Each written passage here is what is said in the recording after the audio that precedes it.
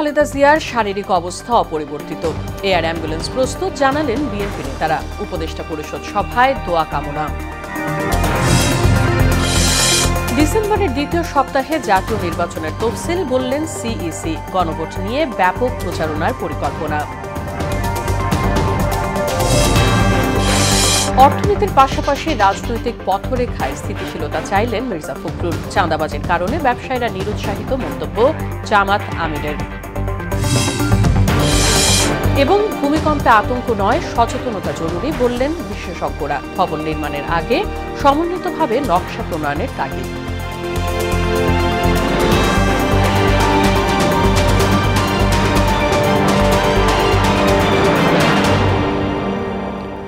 আসসালামু আলাইকুম। মোহনা সংবাদে সবাইকে স্বাগত। শুনছিলেন শিরোনাম, পুরো সংবাদের সঙ্গে আছি বাসিদা সুলতানা রিঙ্কু। সাবেক প্রধানমন্ত্রী বিএনপি চেয়ারপারসন বেগম খালেদা জিয়ার শারীরিক অবস্থা এখনও অপরিবর্তিত। স্থিতিশীল থাকলেও তিনি শঙ্কামুক্ত নন বলে জানিয়েছেন দলটির যুগ্ম মহাসচিব খায়রুল কবির খোকন। দুপুরে রাজধানীর এভার কেয়ার হাসপাতালের সামনে সাংবাদিকদের সঙ্গে আলাপকালে খালেদা জিয়ার শারীরিক পরিস্থিতি তুলে ধরেন তিনি। এদিকে বিএনপির ভাইস চেয়ারম্যান আহমেদ আজম খান বলেন, বেগম খালেদা জিয়াকে আরও উন্নত চিকিৎসা করানোর মতো সার্বিক ব্যবস্থা নেওয়া হয়েছে। প্রস্তুত করা হয়েছে এয়ার অ্যাম্বুলেন্স। যেহেতু তার অবস্থা অপরিবর্তিত রয়েছে, উন্নতি হয়নি, অবনতি হয়নি, এবং তাকে বোধহয় নিয়েছেন, ওটিতে নিয়েছেন। ওখানে বোধহয় তার পরীক্ষা নিরীক্ষা করে দেখছেন আর কি, যে তার অবস্থার কতটুকু উন্নত করা যায়। আর বাইরে বেশ কয়েকটি দেশে হসপিটাল ইতিমধ্যেই করা আছে, ঠিক করা আছে, এয়ার অ্যাম্বুলেন্স ঠিক করা আছে। বিএনপি চেয়ারপারসন বেগম খালেদা জিয়ার রোগ মুক্তির কামনায় দেশবাসীর দোয়া চেয়েছেন ঢাকা মহানগর উত্তর বিএনপির আহ্বায়ক আমিনুল হক। হাসপাতালের সামনে অযথা ভিড় না করার জন্য নেতাকর্মীদের অনুরোধ জানান তিনি। রাজধানীর এভার কেয়ার হাসপাতালে বিএনপি চেয়ারপারসনকে দেখতে এসে তিনি এসব কথা বলেন। এ সময় বিএনপির আন্তর্জাতিক বিষয়ক সম্পাদক নাসিরউদ্দিন আহমেদ অসীম আপসহীন নেত্রী বেগম খালেদা জিয়ার জন্য দোয়া চেয়েছেন। বলেন, বেগম খালেদা জিয়া দেশের রাজনীতির জন্য এক অনুপ্রেরণার নাম।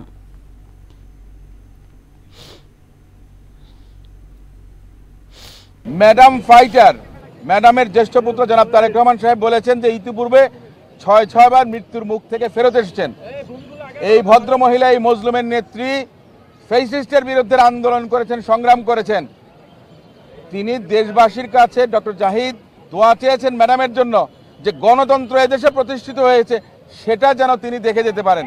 আপনাদের মাধ্যমে আমার সারা বাংলাদেশের প্রত্যেকটি নেতা কর্মী যারা রয়েছেন সকলের কাছে আহ্বান করব, কেউ এই হসপিটালের সামনে এসে ভিড় করবেন না, এবং এই হসপিটালে আমাদের প্রিয় নেত্রীর সাথে আরো অন্যান্য যারা রোগী রয়েছেন তাদের স্বজনদের আসা যাওয়ায় কোনো প্রকার বিঘ্ন ঘটাবেন না।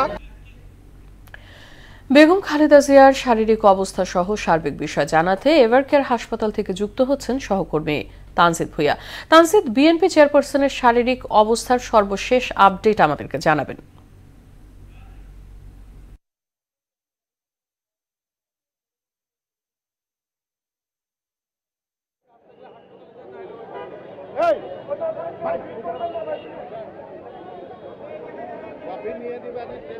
জি ধন্যবাদ। আপনি জানেন যে সাবেক 3 বারের প্রধানমন্ত্রী এবং বিএনপি চেয়ারপারসন বেগম খালেদা জিয়া যে গত 23 নভেম্বর উনি কিন্তু অসুস্থ হয়ে যে রাজধানীর এভার কেয়ার যে হাসপাতালটি রয়েছে এই হাসপাতালে ভর্তি হয়েছেন। আপনারা জানেন যে উনি দীর্ঘদিন যাবৎ লিভার সিরোসিস থেকে শুরু করে আর্থ্রাইটিস এবং ডায়াবেটিস সহ বিভিন্ন রোগে তিনি কিন্তু ভুগছেন, দুরারোগ্য ব্যাধিতে তিনি কিন্তু ভুগছেন, এবং এই উনি এখানে অসুস্থ অবস্থায় থাকার কারণে কিন্তু দলমত নির্বিশেষে বিশেষ করে বিএনপি এবং সবাই কিন্তু ওনার আরোগ্য লাভের জন্য দোয়া চাচ্ছেন এবং দেশবাসীর কাছে ওনার দ্রুত সুস্থতা কামনা করছেন। আমরা আপনাদেরকে আরেকটু বিষয় জানিয়ে রাখি যে বিভিন্ন বিএনপি সহ বিভিন্ন রাজনৈতিক দলের নেতাকর্মীরা কিন্তু এখানে আসছেন, জড়ো হচ্ছেন, এবং ওনারা যে বিএনপি চেয়ারপারসন বেগম খালেদা জিয়ার যে রোগ মুক্তি কামনা তিনি করছেন। এবং আমরা এখন একটু কথা বলতে চাই ঢাকা মহানগর উত্তর বিএনপির আহ্বায়ক আমিনুল হকের সাথে। আপনি একটু বলবেন যে বিএনপি চেয়ারপারসন বেগম খালেদা জিয়া অনেকদিন ধরে অসুস্থ, আজ হাসপাতালে ভর্তি আছেন, আপনি কি বলবেন? আমি প্রথমে আমার সকল যারা নেতাকর্মী এই হসপিটালের সামনে উপস্থিত হয়েছেন, আমি তাদের কাছে আহ্বান করব যে আপনারা এই হসপিটালের সামনে ভিড় না করে আপনারা সকলেই বাসায় গিয়ে ঘরে ঘরে গিয়ে আমাদের প্রিয় নেত্রী দেশনেত্রী বেগম খালেদা জিয়ার জন্য দোয়া করেন।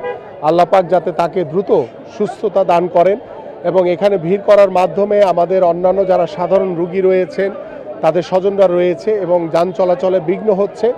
সো আমি সকলের কাছে অনুরোধ করছি এবং আমাদের প্রিয় নেত্রী দেশনেত্রী বেগম খালেদা জিয়া আলহামদুলিল্লাহ আগের চেয়ে কিছুটা ভালো আছেন। আমি সকলের কাছে আহ্বান করব আপনারা ঘরে থেকে আমাদের প্রিয় নেত্রীর জন্য দোয়া করেন। ধন্যবাদ। শুনছিলেন যে বিএনপির ঢাকা মহানগর উত্তর বিএনপির আহ্বায়ক আমিনুল হক, উনি যে বিষয়টি জানানোর চেষ্টা করছেন এবং সবাইকে বলার চেষ্টা করছেন যে এখানে দলের নেতাকর্মী যারা রয়েছে এবং উৎসুক যারা রয়েছে এখানে যেন হাসপাতালের সামনে ওনারা যেন ভিড় না করে, অযথা ভিড় না করে, এখানে যারা গণমাধ্যম কর্মীরা রয়েছে তারাই যেন অবস্থান করে। আপনারা জানেন যে বিএনপি চেয়ারপারসন বেগম খালেদা জিয়া যেই ফ্যাসিস্ট সরকারের আমলে তিনি কিন্তু তিনি বারবার অত্যাচারিত হয়েছেন, নির্যাতিত হয়েছেন, কারাভোগ করেছেন। সেই কারণে কিন্তু দলের পক্ষ থেকে বারবার বলা হয়েছে ওনার যে চিকিৎসা ব্যবস্থা সেটি কিন্তু সেইভাবে হয়নি, যার বিদায় কিন্তু তিনি এই অসংখ্য ধন্যবাদ তানজিদ আপনাকে। সাবেক প্রধানমন্ত্রী বিএনপি চেয়ারপারসন বেগম খালেদা জিয়ার দ্রুত আরোগ্য কামনা করে দোয়া ও মোনাজাত অনুষ্ঠিত হয়েছে উপদেষ্টা পরিষদের বিশেষ বৈঠকে। ধর্ম উপদেষ্টা আফম খালিদ হোসেন মোনাজাত পরিচালনা করেন। প্রধান উপদেষ্টা প্রফেসর মোহাম্মদ ইউনূসের সভাপতিত্বে অনুষ্ঠিত বৈঠকে বৈদেশিক অনুদান রেগুলেশন সংশোধন অধ্যাদেশের খসড়া নীতিগত ও চূড়ান্ত অনুমোদন দেওয়া হয়। এই সংশোধনের ফলে বর্তমান আইনের কয়েকটি ধারায় পরিবর্তন আসা এনজিও নিবন্ধনের নিয়ম সহজ হয়েছে। এছাড়া পুলিশ কমিশন অধ্যাদেশ 2025-এর খসড়া সভায় উত্থাপিত হলেও আরও পর্যবেক্ষণের নির্দেশ দেওয়া হয়েছে। এদিকে বিএনপি চেয়ারপারসনের শারীরিক অবস্থার অবনতিতে উদ্বিগ্ন সারা দেশের মানুষ। রাজনীতিবিদ, ব্যবসায়ী মহল থেকে শুরু করে বিভিন্ন অঙ্গনের মানুষ তার রোগ মুক্তির কামনায় দোয়ার পাশাপাশি সার্বিক খোঁজ খবর রাখছেন। বেগম জিয়াকে নিয়ে আবেগঘন পোস্ট দিয়েছেন এনসিপির আহ্বায়ক নাহিদ ইসলাম। এদিকে দেশের সর্বস্তরের মানুষের আন্তরিকতা ও প্রার্থনার জন্য গভীর কৃতজ্ঞতা জানিয়েছেন তার জ্যেষ্ঠ পুত্র তারেক রহমান। এক ফেসবুক পোস্টে তিনি বলেন, সংকটকালে মায়ের স্নেহ স্পর্শ লাভের তীব্র আকাঙ্ক্ষা থাকলেও দেশে ফেরার ক্ষেত্রে একক সিদ্ধান্ত গ্রহণের সুযোগ সীমিত। রাজনৈতিক বাস্তবতার কারণে তার প্রত্যাশা পূরণে দেরি হচ্ছে। এমন ইঙ্গিত দিয়ে তারেক রহমান বলেন, এই পরিস্থিতি প্রত্যাশিত পর্যায়ে উপনীত হওয়া মাত্রই স্বদেশ প্রত্যাবর্তনের দীর্ঘ প্রতীক্ষার অবসান ঘটবে। ডিসেম্বরের দ্বিতীয় সপ্তাহে ত্রয়োদশ জাতীয় সংসদ নির্বাচনের তফসিল ঘোষণা হবে বলে জানালেন প্রধান নির্বাচন কমিশনার এএমএম নাসির উদ্দিন। সকালে রাজধানীর শেরেবাংলা নগর উচ্চ বালিকা বিদ্যালয়ে মক ভোটিং পরিদর্শন শেষে তিনি এই কথা বলেন। এ সময় একই দিনে জাতীয় নির্বাচন ও গণভোট আয়োজনে ইসি প্রস্তুত জানিয়ে গণভোটের ব্যাপক প্রচারণায় তথ্য মন্ত্রণালয়কে দায়িত্ব দেওয়া হবে বলে জানান সিইসি।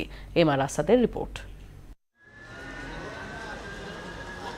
ত্রয়োদশ জাতীয় সংসদ নির্বাচনের প্রস্তুতির অংশ হিসেবে মক ভোটিং এর আয়োজন করে নির্বাচন কমিশন। রাজধানীর একটি প্রস্তাবিত ভোট কেন্দ্রে এ অনুশীলন পরিদর্শন করেন সিইসি এএমএম নাসির উদ্দিন। পরিদর্শন শেষে সিইসি নির্বাচনের তফসিল নিয়ে কথা বলেন, জানান ডিসেম্বরের দ্বিতীয় সপ্তাহেই আসছে ঘোষণা। একাধিকবার বলছেন তফসিল হোপফুলি আমরা যেটা আশা করছি দ্বিতীয় সপ্তাহে হবে ডিসেম্বরে, হোপফুলি। ডেটগুলো আপনারা তখন জানতে পারবেন। তফসিল হলে একটা সুন্দর গ্রহণযোগ্য পার্টিসিপেটরি ইলেকশন উপহার দেওয়ার যে একটা ওয়াদা দিয়েছে সেটা আয়োজন করতে গেলে একটা পোলিং সেন্টারে কী ধরনের আবহ থাকা দরকার, কী ধরনের পরিবেশ থাকা দরকার, ভোটারদের কিউ কীরকম হবে, পুলিং অফিসাররা কীরকম করে বসবে, প্রিসাইডিং অফিসাররা কীরকম করে বসবে, সার্বিক বিষয়াদি, ইভেন আপনাদের সাংবাদিক ভাইদের ভূমিকা কীরকম হতে পারে, যাবতীয় বিষয়াদি আমরা আজকে প্র্যাকটিক্যাল ডেমনস্ট্রেশনের মাধ্যমে দেখতে চেয়েছি এই একটা মক ভোটিংয়ের এক্সারসাইজের মাধ্যমে। তো গণভোট যদি একসাথে করতে হয় তাহলে আমাদের টাইম ম্যানেজমেন্টের একটা বিষয় আছে।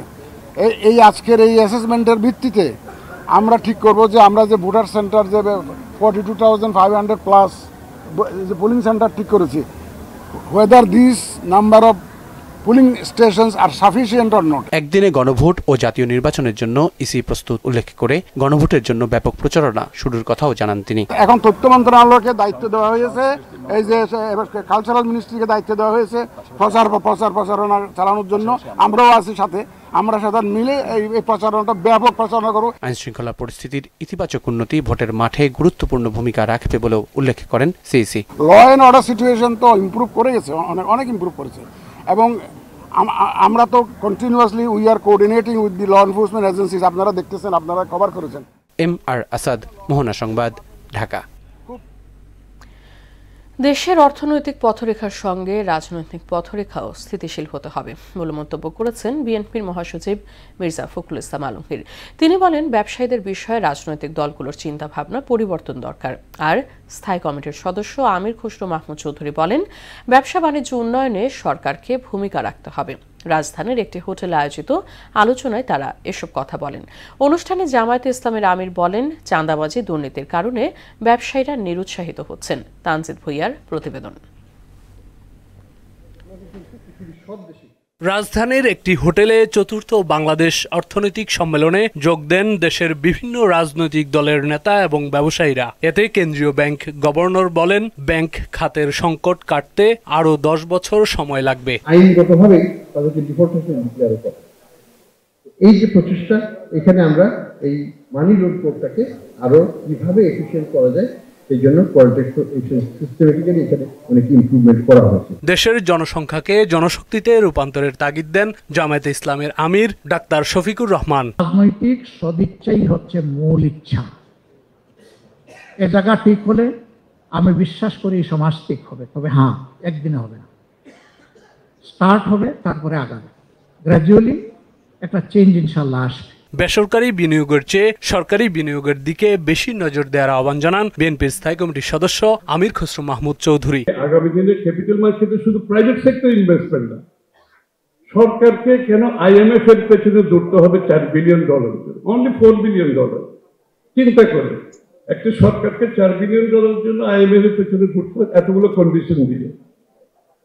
What happened to the capital market? সারা দুনিয়াতে মানুষ ইকুইটি নিচ্ছে, বন্ড নিচ্ছে, so many products are available. বন্ধ ব্যবসা প্রতিষ্ঠান পুনরায় চালুর বিষয়টি খতিয়ে দেখতে সংশ্লিষ্টদের প্রতি আহ্বান জানান বিএনপি মহাসচিব মির্জা ফখরুল ইসলাম আলমগীর। দেশের স্বাস্থ্য ও শিক্ষা খাতে আমূল পরিবর্তনের তাগিদ দিয়ে তিনি বলেন, এক্ষেত্রে রাজনৈতিক স্থিতিশীলতা জরুরি। স্বাস্থ্য খাতে আমাদের অনেক বেশি কাজ করা দরকার।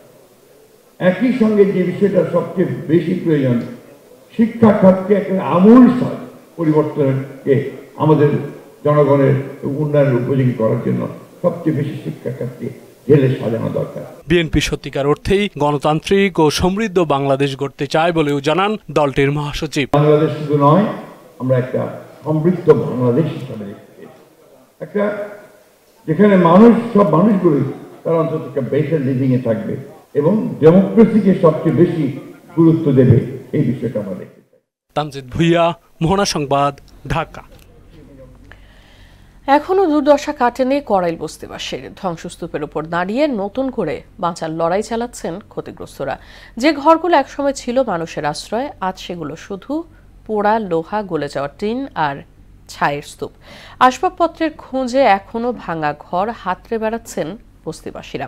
4 দিন আগে রাজধানীর করাইল বস্তিতে ভয়াবহ আগুনে পুড়ে যায় 1500 ঘর। শামীমুজ্জামান চৌধুরীর রিপোর্ট। যেন এক দীর্ঘ দুঃস্বপ্ন। 16 ঘন্টা ধরে জ্বলতে থাকা আগুন গ্রাস করেছে করাইল বস্তির বড় অংশ। পুড়ে ছাই হয় অন্তত 1500 বসতঘর ও দোকানপাট। সব হারিয়ে এখনো খোলা আকাশের নিচে দিন কাটছে বস্তিবাসীর। আগুনের 4 দিন পরও রয়ে গেছে খাবার ও বিশুদ্ধ পানির সংকট। দুমুঠো খাবারের সংস্থানে ছোট্ট শিশুদের নিয়ে দীর্ঘ লাইনে দাঁড়াতে হচ্ছে পরিবারের অন্য সদস্যদের। বিনামূল্যে চিকিৎসা সেবা দিচ্ছে বেশ কিছু সংগঠন। চুলকানির পেশেন্টগুলো আমরা অনেক বেশি পাচ্ছি, স্কিনের সমস্যাগুলো, ঠান্ডা কাশিও অনেক বেশি, যেহেতু এখানে অনেক ধুলাবালি, সেক্ষেত্রে ঠান্ডা কাশির ওষুধও অনেক লাগতেছে আমাদের। তবুও হাল ছাড়েনি করাইল বস্তির মানুষ। স্থানীয় স্বেচ্ছাসেবক আর বিভিন্ন সংগঠন এগিয়ে এসেছে ক্ষতিগ্রস্তদের পাশে। কেউ দিচ্ছে শুকনো ও রান্না করা খাবার, কেউ বা পোশাক। চেষ্টা করেছি যে ভিতরে যারা বঞ্চিত হয়, নর্মালি যারা বাসা ছেড়ে বেরোতে পারতেছে না, তাদের কাছে যত খাবারটা পৌঁছে যায়। একটু কষ্ট করে হলে আমরা ভিতর দিয়ে ঘুরে একটু কষ্ট হয়েছে আমাদের, কিন্তু আমরা অ্যাটলিস্ট মনে করি যে আমরা ভিতরে যারা বঞ্চিত হচ্ছিল তাদেরকে দিতে পারছি। ধ্বংসস্তূপের উপর আবারও নতুন করে ঘর বানানোর চেষ্টা চলছে। অনেক কিছুই ক্ষতি হয়েছে, মাল জিনিস সব ছিল, ফ্রিজ, টিভি, শোকে সবই ছিল, সব জিনিসই পুড়ে গেছে, কিছুই বাই করতে পারিনি। অনেকে হান্ডি পাতিল পাইছে, বালিশ পাইছে, আমরা এগুলো কিছুই পাইনি। এখন থেকে আমরা শূন্য হাতে এখানে আছি। আমি পুরো নিঃস্ব হয়ে গেছি। আমি পরনে যেটা ছিল শার্ট এবং প্যান্ট, আমার দুটো ছোট ছোট বাচ্চা ছিল, তাদের সাথে বের করে 1.5 ঘন্টা হেঁটে আমি তাদের অন্য স্থানে ছড়িয়ে দিয়ে আসি। আমগরে তো বাড়িঘর কিচ্ছুই নেই, মানে কোনো কিছুই বাঁচাতে পারিনি। আগুনে সব হারানো মানুষের চোখে মুখে এখনো আশার আলো। সরকারি বেসরকারি প্রতিষ্ঠানের সহায়তায় শিগগিরই স্বাভাবিক জীবনে ফিরতে চান তারা। আগুন নিভে গেছে, কিন্তু করাইল বস্তির মানুষের চোখের পানি এখনো শুকায়নি। ঘটনার 4 দিন পরে ধ্বংসস্তূপের ভিতরে হাঁটলে বোঝা যায় আগুন শুধু ঘরই পোড়ায়নি, পুড়িয়েছে বস্তিবাসীর আশা, স্বপ্ন এবং বাঁচার সবটুকু শক্তি। শামীমুজ্জামান চৌধুরী, মোহনা সংবাদ, ঢাকা। ভবন নির্মাণের ক্ষেত্রে স্থপতি, প্রকৌশলী ও ডেভেলপার প্রতিষ্ঠানের সমন্বয়ে ভূমিকম্প প্রতিরোধী নকশা প্রণয়নের তাগিদ দিয়েছেন বিশেষজ্ঞরা। তারা বলেন, অবকাঠামো নির্মাণের আগে মাটির সক্ষমতা পরীক্ষা করা জরুরি। রাজধানীর একটি হোটেলে ভূমিকম্প সচেতনতা বিষয়ক সেমিনারে এমন কথা বলেন বক্তারা। জানান, ভূমিকম্পে আতঙ্ক নয়, দরকার সচেতনতা। মফিউর রহমানের রিপোর্ট। আমাদের ফায়ারে আমরা কতটুকু সচেতন? ভূমিকম্পে সচেতনতা বাড়াতে রাজধানীর একটি হোটেলে দেশি বিদেশি বিশেষজ্ঞদের নিয়ে সেমিনারের আয়োজন করা হয়। এতে ভূমিকম্প সহনশীল ভবন নির্মাণের কৌশল নিয়ে আলোচনা করা হয়। অনুষ্ঠানে ভার্চুয়ালি যুক্ত হয়ে আধুনিক ও ভূমিকম্প সহনশীল ভবন নির্মাণে নিজেদের অভিজ্ঞতা তুলে ধরেন জাপানের 2 প্রকৌশলী। এতে দেশের অবকাঠামো খাতে নির্মাণ ত্রুটির বিষয়গুলো তুলে ধরেন প্রকৌশলী আব্দুল্লাহ আল চৌধুরী। বর্তমানে যে ভূমিকম্পটা হলো, আমরা বিল্ডিং যখন ডিজাইন করব, নেক্সট অ্যাক্সিলারেশন কোনটা ধরে ডিজাইন করব, আমাদের এই ডাটাগুলো হচ্ছে পুরনো ডাটা। সো সাইসমোলজিদের কাছে অনুরোধ থাকবে, আমরা যেন গ্রাউন্ড মোশন স্টেশন বেশি বেশি বসাইয়া আমরা দেখতে হবে যে আমাদের বর্তমানে এবং আগামীতে যে বিল্ডিংগুলো আমরা ডিজাইন করব, সেটার স্টেশনটা থেকে যে রেকর্ডগুলো পাবো সেগুলো দিয়ে আমরা ডিজাইন করব। ভবন নির্মাণের আগে অংশীজনদের সঙ্গে নিয়ে নকশা নিয়ে পরিকল্পনা করার আহ্বান জানান বুয়েটের সাবেক এই অধ্যাপক। Developers and then architects and engineer একসাথে বসা দরকার সবসময়। ইদানিংকালে আমি দেখতেছি the situation has improve very much. Architect ও ইঞ্জিনিয়াররা প্রায় বড় বিল্ডিং করতে গেলে পরেই আর্কিটেক্ট ও ইঞ্জিনিয়াররা বসতেছে প্রথমেই বসতে হবে। বড় ভূমিকম্প হলে এরপর কয়েক ধাপে আফটারশক আসতে পারে জানিয়ে এ নিয়ে আতঙ্কিত না হওয়ার আহ্বান জানান বিশেষজ্ঞরা। অ্যাওয়ারনেস এবং প্রিপেয়ারনেসের মাধ্যমে আমরা হয়তো লস এবং। মফিউর রহমান, মোহনা সংবাদ, ঢাকা। কক্সবাজার সমুদ্র সৈকত প্রতিদিন হাজারো পর্যটকের পদচারণায় মুখরিত থাকে, কিন্তু ঝাউবাগান সহ সৈকতের গুরুত্বপূর্ণ বিভিন্ন পয়েন্টে বৈদ্যুতিক বাতি না থাকায় সন্ধ্যার পর বিভিন্ন এলাকায় বেড়েছে ছিনতাই ও ইফটিজিং সহ নানা অপরাধ। এসবের জন্য বিচ ম্যানেজমেন্ট কমিটির অবহেলাকেই দায়ী করেছেন সচেতন মহল। অভিযান অব্যাহত রয়েছে জানালেন ট্যুরিস্ট পুলিশ। আমানুল হক বাবুলের রিপোর্ট জানাচ্ছেন আফরিন পপি। পাহাড়, স্বচ্ছ নীল জলরাশির সাগর ও বিস্তৃত বালিয়াড়ির সৈকতের অপার সৌন্দর্য উপভোগ করতে প্রতিদিন দেশের নানা প্রান্ত থেকে ছুটে আসে হাজারো পর্যটক। সৈকতের কবিতা চত্বর থেকে কলাতলি পয়েন্ট পর্যন্ত 3 কিলোমিটার এলাকা জুড়ে পর্যটক সমাগম ঘটে বেশি, কিন্তু এই এলাকায় স্থাপিত বৈদ্যুতিক খুঁটিগুলোতে আলোকবাতি দীর্ঘদিন ধরে নষ্ট। পর্যটকদের নিরাপত্তার দায়িত্বে নিয়োজিত খোদ ট্যুরিস্ট পুলিশ বক্সের ওপরের বাতিও নষ্ট। সব মিলে প্রায় ঘটছে ছিনতাই, ইফটিজিং সহ নানান অপরাধ। এতে আতঙ্কিত পর্যটকরা। কক্সবাজারের এত সৌন্দর্য একটা লাইটিং করার কথা, তার মধ্যে যদি এরকম অন্ধকার হয়ে যায় তাহলে আমরা কোথায় যাব? লাইটিং এর ব্যবস্থা নাই বললেই চলে, যার কারণে পর্যটকরা প্রতিনিয়ত নিরাপত্তাহীনতায় ভোগে। এখানে বকাটেদের উৎপাত, এখানে গো চারণভূমিতে পরিণত হয়েছে। পর্যটকদের নিরাপত্তায় সৈকতে বন্ধ লাইটগুলো সচল করা ও বিভিন্ন পয়েন্টে নিরাপত্তা জোরদার করা প্রয়োজন বললেন সবুজ আন্দোলনের সভাপতি। কিছুদিন থেকে দেখা যাচ্ছে লাইটগুলা এখন সচ্ছল না। আমরা মনে করি রাতের বেলা যেহেতু পর্যটকরা বিচে যায়, সেই কারণে বিচ ম্যানেজমেন্ট কমিটির উচিত এখন এই মুহূর্তে এই যে বিচের যে লাইটগুলো ছিল এগুলা আবার সচল করা। লাইটিং না থাকায় যেন কোনো অপরাধ সংঘটিত না হয় এজন্য অভিযান অব্যাহত রয়েছে বলে জানান টুরিস্ট পুলিশ। লাইটিং না থাকার কারণে কিন্তু আপনার কয়েকটি ঘটনা ঘটেছে। আমরা এখানে টুরিস্ট পুলিশ নিয়মিত টহল এবং নিয়মিত আমরা অভিযান করতেছি এই জাওবাগানে।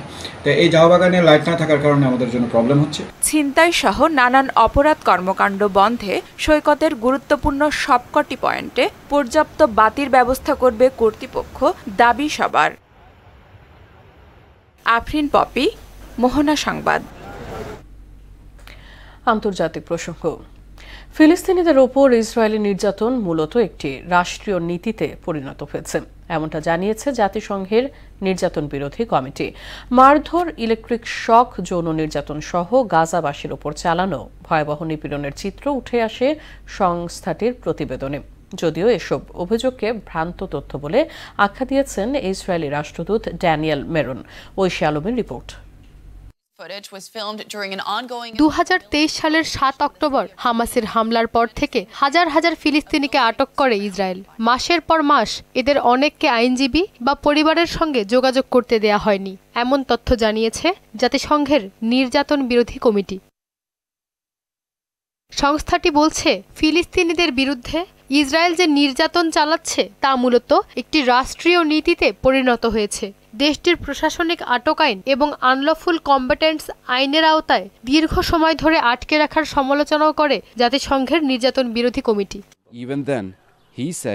কমিটির ওই প্রতিবেদনে আটক অবস্থার নির্যাতনের ভয়াবহ চিত্র উঠে এসেছে। ফিলিস্তিনিদের নিয়মিত খাবার ও পানি থেকে বঞ্চিত করা, মারধর, ইলেকট্রিক শক, ওয়াটারবোর্ডিং ও যৌন নির্যাতন করা হয়েছে। স্থায়ীভাবে শিকল পরিয়ে রাখা, টয়লেট ব্যবহার করতে না দেওয়ার অভিযোগও আছে। ইসরায়েল দীর্ঘদিন ধরে জাতিসংঘকে পক্ষপাত দুষ্ট সংস্থা বলে অভিযোগ করে আসছে। এ প্রতিবেদনের পর ইসরায়েল কোনো মন্তব্য করেনি। যদিও জাতিসংঘের স্থায়ী প্রতিনিধি ড্যানিয়েল মেরন এসব অভিযোগকে ভ্রান্ত তথ্য হিসেবে আখ্যা দিয়ে বলেন, ইসরায়েল নৈতিক মূল্যবোধ ধরে রেখে আন্তর্জাতিক বাধ্যবাধকতা পালনে প্রতিশ্রুতিবদ্ধ। ঐশী আলম, মোহনা সংবাদ। নানা বিতর্ক ও অনাকাঙ্ক্ষিত ঘটনায় বিপিএল এর গেল আসর সমালোচনার তুঙ্গে ছিল, যার মধ্যে সবচেয়ে বড় বিতর্ক ছিল স্পট ফিক্সিং নিয়ে। এরই ধারাবাহিকতায় আসন্ন বিপিএল এ ফিক্সিং অভিযুক্ত ক্রিকেটারদের খেলা হবে না বলে আগেই জানায় বিসিবি। এবার সেই ফিক্সিং সন্দেহে থাকা ক্রিকেটারদের নাম বিপিএল নিলাম থেকে বাদ দিয়েছে বিসিবি। অভিযুক্ত ক্রিকেটাররা হলেন এনামুল হক বিজয়, মোসাদ্দেক হোসেন, আলাউদ্দিন বাবু, মিজানুর রহমান, নিহাদুজ্জামান, সানজামুল হক ও শফিউল ইসলাম। গেল আসরে বিজয় দুর্বার রাজশাহী ও মোসাদ্দেক ঢাকা ক্যাপিটালসের হয়ে খেলেন। শেষ করব সংবাদ, তবে যাবার আগে শিরোনামগুলো আরো একবার।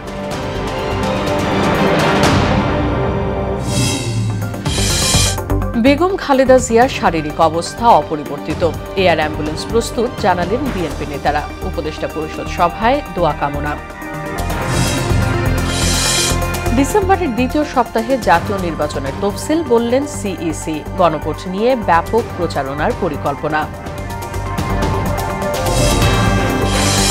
অর্থনীতির পাশাপাশি রাজনৈতিক পথরেখায় স্থিতিশীলতা চাইলেন মির্জা ফখরুল। চাঁদাবাজির কারণে ব্যবসায়ীরা নিরুৎসাহিত, মন্তব্য জামাত আমিরের। এবং ভূমিকম্পে আতঙ্ক নয়, সচেতনতা জরুরি, বললেন বিশেষজ্ঞরা। ভবন নির্মাণের আগে সমন্বিতভাবে নকশা প্রণয়নের তাগিদ। এই ছিল মোহনা সংবাদে। পরবর্তী সংবাদ রাত 9টায়। এর আগে সন্ধ্যা 7টায় দেখবেন সংবাদ এক নজরে। মোহনার সব শেষ খবর জানতে ভিজিট করুন www.mohana.tv। সংবাদ দেখতে পারেন ফেসবুক ও ইউটিউবেও। সঙ্গে থাকার জন্য ধন্যবাদ সবাইকে।